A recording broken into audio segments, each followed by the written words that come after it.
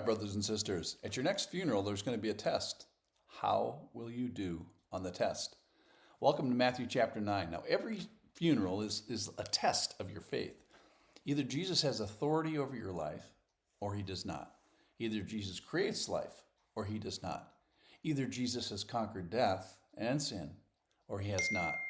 So why should I trust him with my life?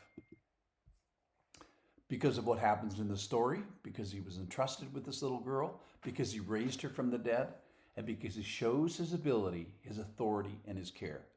Now, she's not the first to be raised from the dead, and she isn't going to be the last raised from the dead. But listen to the story. This is from Matthew chapter 9. A girl is restored to life. Verse 18. While he was saying these things to them, behold, a ruler came in and knelt before him, saying, My daughter has just died, but come and lay your hand on her, and she will live. And Jesus rose and followed him with his disciples. I'm going to jump down to verse 23.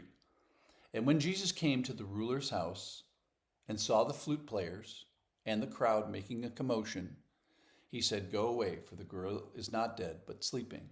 And they laughed at him. But when the crowd had been put outside, he went in and took her by the hand, and the girl arose. And the report of this went through all that district. All right, so we have rulers, we have kings, we have president, we have the beautiful, we have the rich, and everybody does not have control over life and death. So in our story today, rulers kneel before Jesus. Isaiah 45, and it's repeated in Romans, and it's repeated in Philippians chapter 2. It says, Turn to me and be saved, all the ends of the earth, for I am God, there is no other. By myself I have sworn, from my mouth has gone out in righteousness. A word shall not return. To me every knee shall bow, and every tongue swear allegiance. So we see that in our story here. This ruler, this probably important person, at least as far as the world standards go, kneels down for Jesus. So the ruler kneels, which is really a good sign of faith. And he, the ruler, then identifies the daughter as being dead. So faith doesn't die when a loved one dies. In fact, your faith has made you well in many stories in the New Testament. So what is faith? Faith is trusting in the person of God before you see the promises of God happen. So the ruler asks Jesus, Come, lay a hand, give life back. So the question today that is going to touch every one of us is, does faith stop at the death of another? And isn't my point here, big point, isn't that when faith most readily digs in? Precious in the sight of the Lord is the death of his saints, says Psalm 118. Now in the story, we have this flute and commotion happening. Now in this ancient area, burials were done soon after death, and that means that the process is underway. The mourners are gathering. And when Jesus says she's asleep, that's a euphemism for death in the Bible. And of interest, again, we had a woman hemorrhaging in yesterday's story, and touching a dead body makes one ceremonially unclean. Now, so there's a medical problem here. There's a hygiene problem, there's an energy problem, a religious problem, a social problem with being unclean. And the ruler asks Jesus to lay his hand on her. That is, burst through all of that and cut through it and sort of be Lord despite all of that.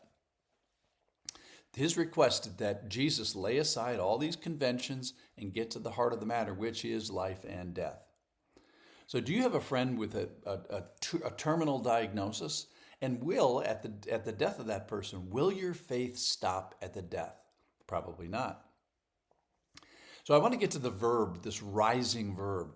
In Matthew 28, verse 6, he's not here, he is risen. This is the angel talking. Come, see the place where he lay.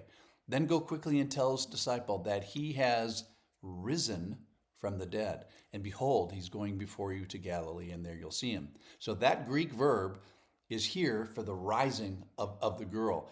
It's the Lord is associating this story with his own resurrection by saying that we're even using the same verb. He took her by the hand and arose. It's that same verb. And the account in Mark chapter 5 of a similar story, taking her by the hand, he said to her, Talitha cumi, which means, little girl, I say to you, arise. Again, that same word. And immediately the girl got up and began walking. And then we find, for she was 12 years of age, and they were immediately overcome with amazement. So this whole arising from the dead was first hinted at here, and later with Lazarus, and finally with Jesus himself. The big point is, Jesus is in charge of life and death. So he is representative of the hope that we have. And this man's faith, the ruler's faith, doesn't stop at death. So the question is for you, when you die, will you have faith? And the second question is, when your loved ones die, or friends or family, will faith stop at that first death? But isn't a death a marker of when faith is often displayed best? At a funeral, everybody's faith is tested. And at your next funeral, how will you do on the test?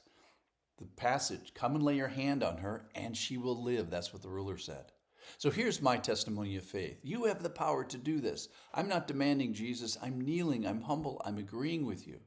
So who will your next funeral be for? You don't know that. Will it be for a relative? Will it be for a friend? Will your next funeral you attend be for you? So at your next funeral, how will you do on the test? That's the big question. Will you have faith? And if not, come back tomorrow, because this is a good place to work through that. And if so, if you do have faith, come back tomorrow. Why? Because his word is always an encouragement. See you at that funeral. Hope you do well on the test.